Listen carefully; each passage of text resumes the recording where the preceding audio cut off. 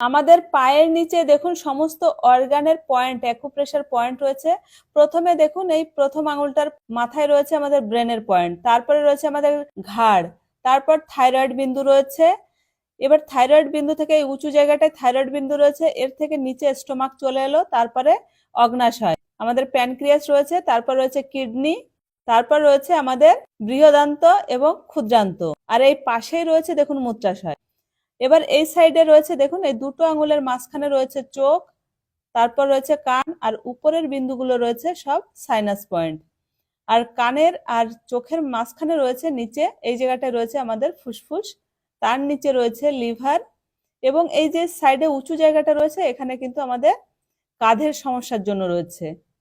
এবার লিভারের নিচে চলে এলো গল ব্লাডার। পায়ের গোড়ালির দিকে রয়েছে দেখুন এখানে এভাবে লম্বা করে পায়ের পাতার নিচে এটা রয়েছে সাইটিকা পয়েন্ট, তারপরে রয়েছে আমাদের প্রজাতন্ত্রের অর্গানের জন্য, তারপর রয়েছে আমাদের পায়ের জন্য একদম গোড়ালির পাশে, আর এই পিছন দিকে রয়েছে গোড়ালির মলদ্বারের সমস্যার জন্য, রেকটামের জন্য রয়েছে।